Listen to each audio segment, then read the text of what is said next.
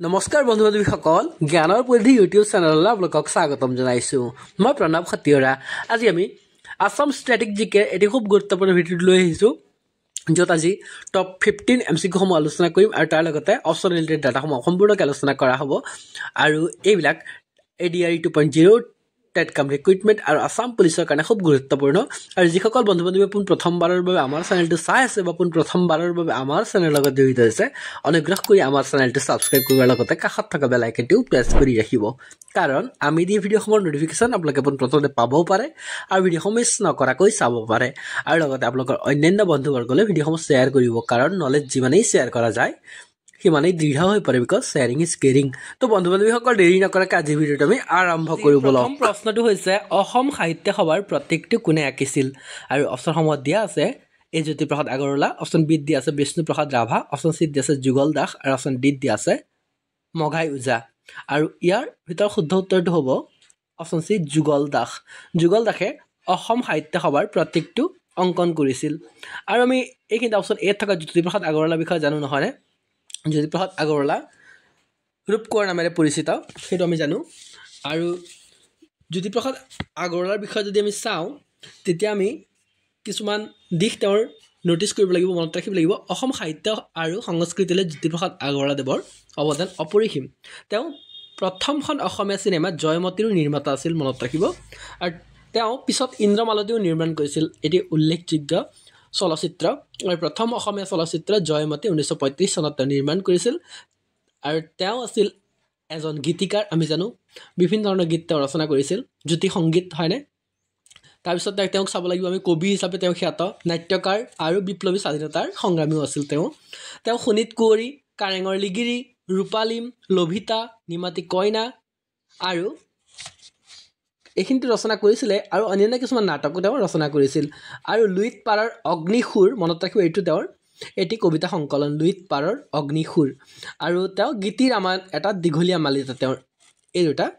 গীতি মালিতা তেওঁৰ এটি দীঘলীয়া মালিতা আৰু 1951 চনৰ 17 জানুৱাৰীত তেওঁৰ মৃত্যু হয় আৰু তেওঁৰ অৱদানক সন্মান জনাবলৈ 17 জানুৱাৰীৰ দিনটো অসমত শিল্পী দিৱস হিচাপে পালন কৰা হয় আমি জানো নহয়নে তাৰপিছত আমি দেখা পাইছোঁ অপশ্যন বিত বিষ্ণুপ্ৰসাদ ৰাভা ডাঙৰীয়াক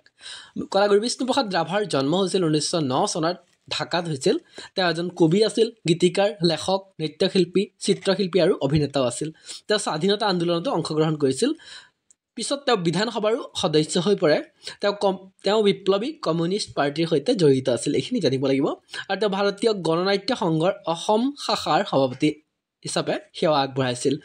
তেওঁ চিৰাজ আৰু এৰাবাটৰ সুৰত অভিনয় কৰিছিল মনত ৰাখিব আৰু অসমৰ সংস্কৃতিলৈ তেওঁৰ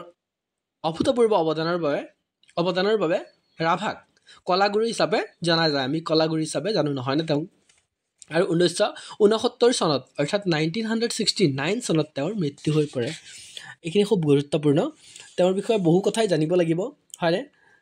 এইখিনি জানিব লাগিব খুব গুৰুত্বপূৰ্ণ নৃত্যশিল্পী আছিল তেওঁ অভিনেতা আছিল বহুত প্ৰবন্ধ একাংকিকা নাটক গল্প আদিও তেওঁ লিখিছিল এইখিনি খুব গুৰুত্বপূৰ্ণ তাৰপিছত আমি যুগল দাসক দেখা পাইছোঁ হয়নে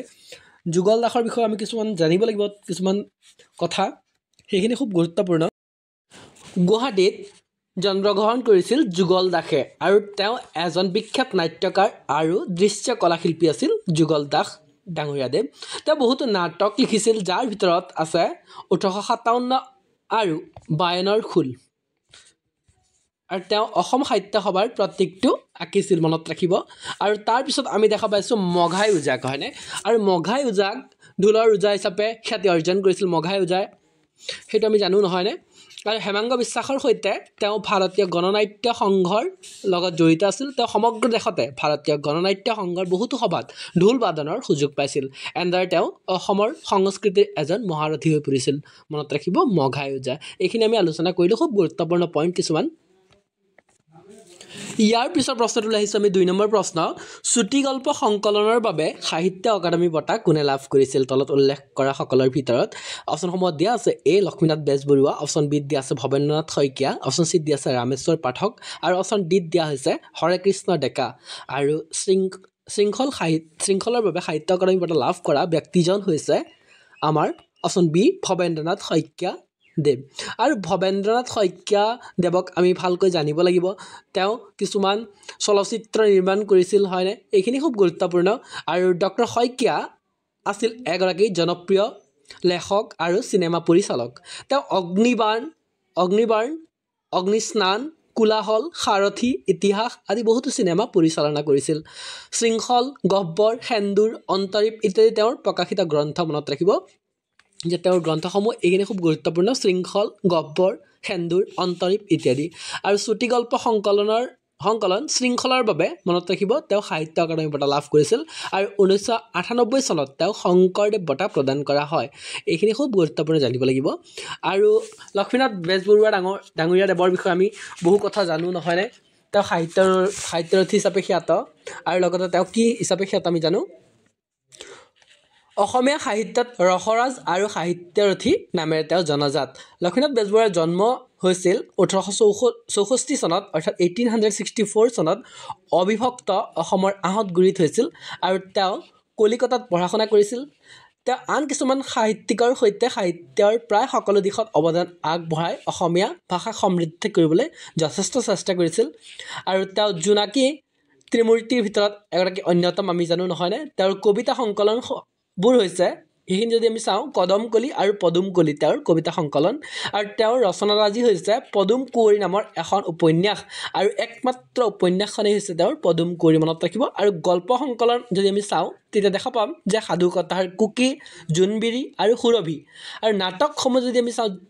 লক্ষ্মীনাথ বেজবৰুৱা ডাঙৰীয়া দেৱে ৰচনা কৰা আৰু সেইখিনি হ'ব জয়মতী নুমল চিকৰপতি নিকৰপতি আদি শিশু সাহিত্য তাৰপিছত আমি চাম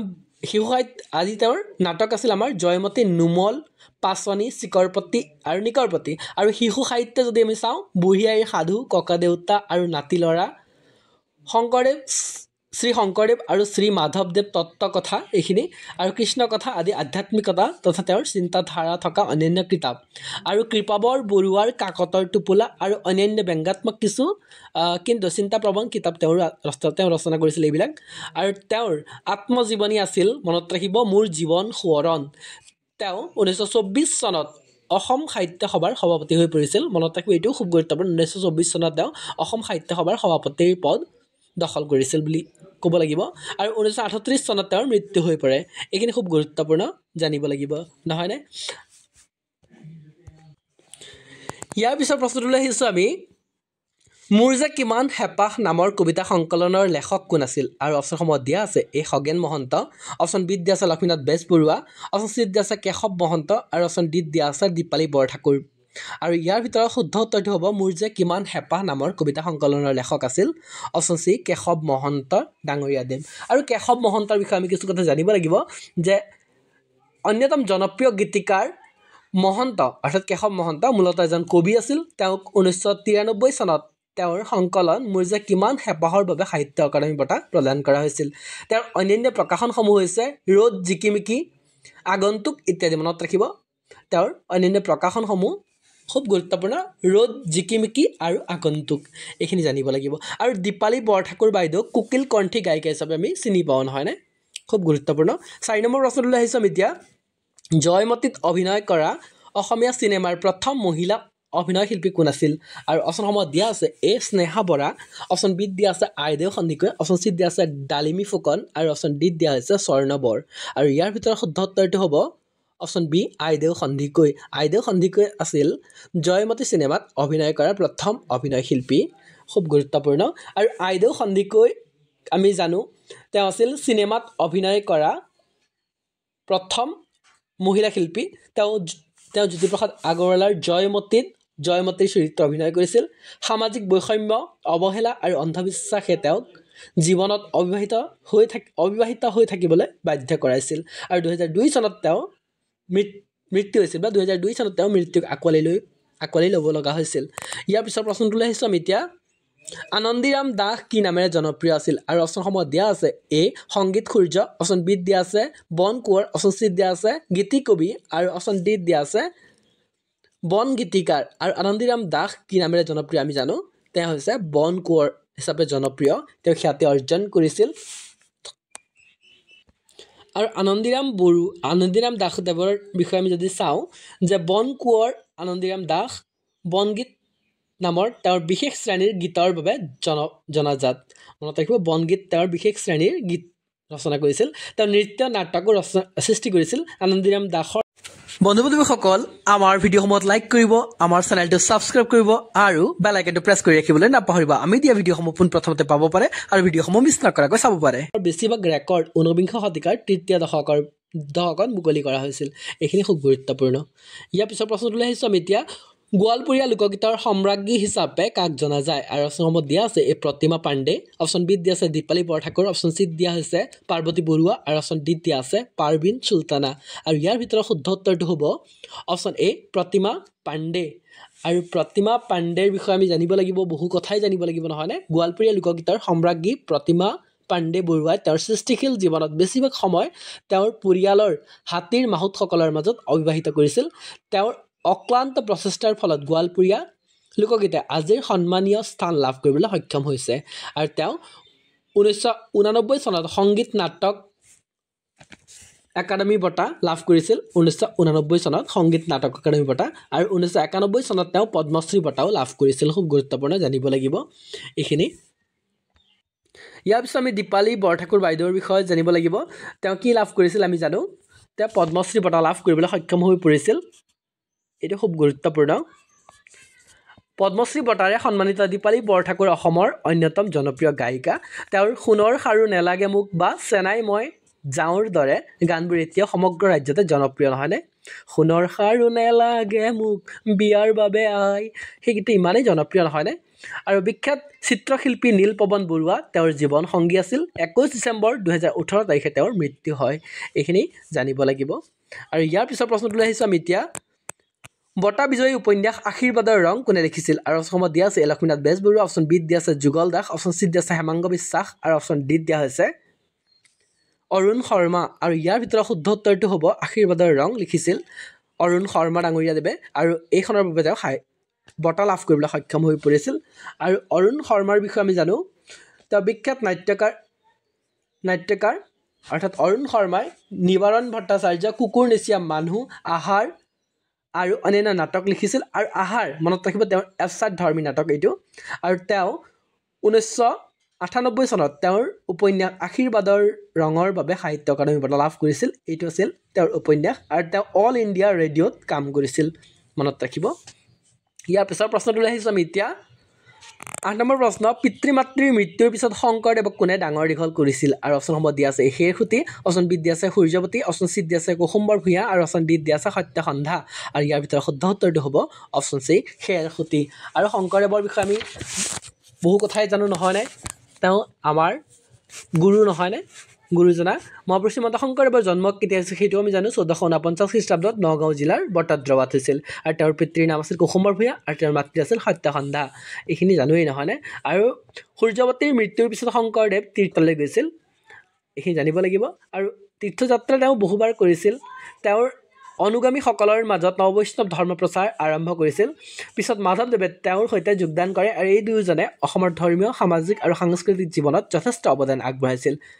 এইখিনি খুব গুৰুত্বপূৰ্ণ আৰু যদি তেওঁৰ সাহিত্য কৰ্মসমূহ যদি আমি চাওঁ তেতিয়া আমি দেখা পাম হৰিশ্চন্দ্ৰ উপাখ্যান ৰুক্মিণী হৰণ কাব্য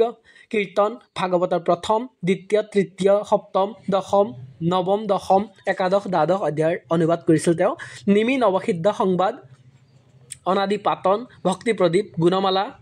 ইত্যাদি আধ্যাত্মিক বিষয়ৰ গ্ৰন্থ তেওঁৰ 6খন অংকীয়া নাটক ৰচনা কৰিছিল তেওঁ পত্নীপ্ৰসাদ কালিয়া দমন ৰুক্মিণী হৰণ পাৰিজাত হৰণ কেলি গোপাল ৰাম বিজয় ইত্যাদি আৰু এইখিনিক মনত ৰখাৰ এটা সহজ ট্ৰিক আছে পকা কেৰু পাৰা হয়নে পত্নীপ্ৰসাদ কালিয়া দমন কেলি গোপাল পকা কে ৰুক্মিণী হৰণ দ্ৰু হৈ গ'ল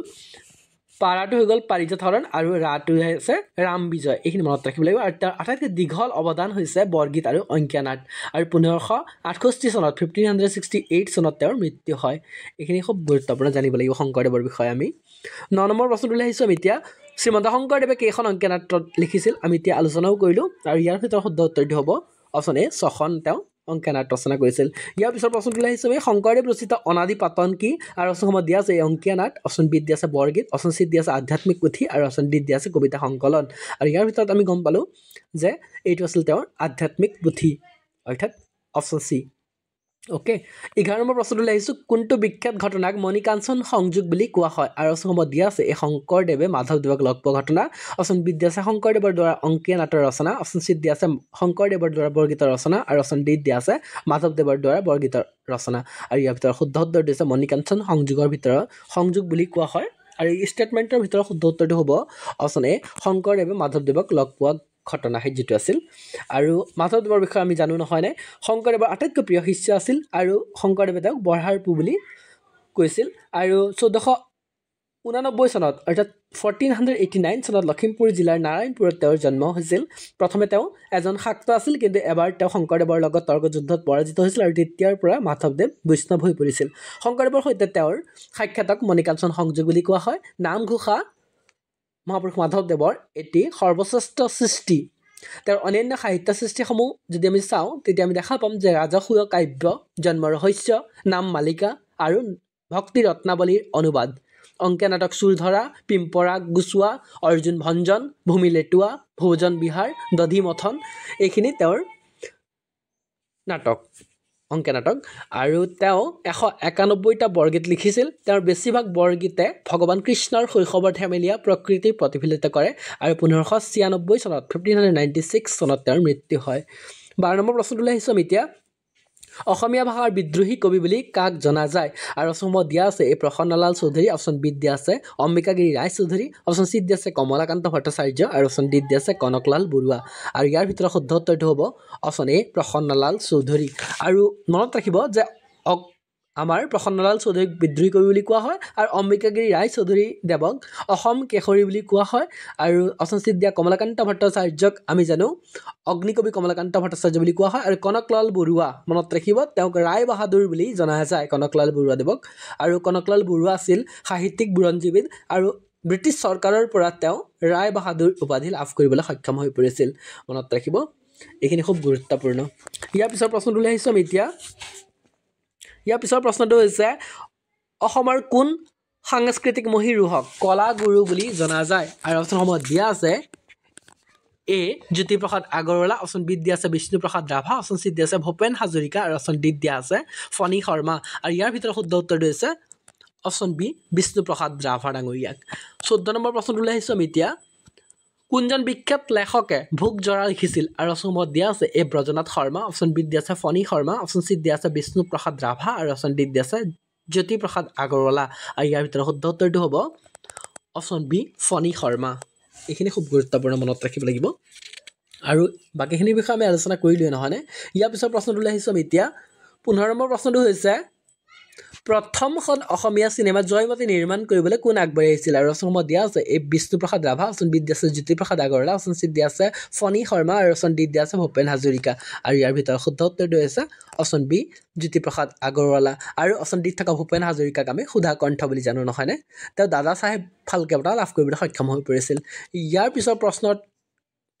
আজি আমি টোটেল 15টা কুৱেশ্যনছ আলোচনা কৰিলোঁ আৰু যিবিলাক আপকামিং টেট কাৰণ ৰিক্ৰুইটমেণ্ট এৰিয়া 2.0 আৰু আছাম পুলিচৰ কাৰণে খুব গুৰুত্বপূৰ্ণ আৰু যিসকল বন্ধু বান্ধৱী এতিয়াও আমাৰ চেনেলটো ছাবস্ক্ৰাইব কৰা নাই অনুগ্ৰহ কৰি আমাৰ চেনেলটো ছাবস্ক্ৰাইব কৰিবলৈ আমি আশা ৰাখিলোঁ থেংক ইউ ধন্যবাদ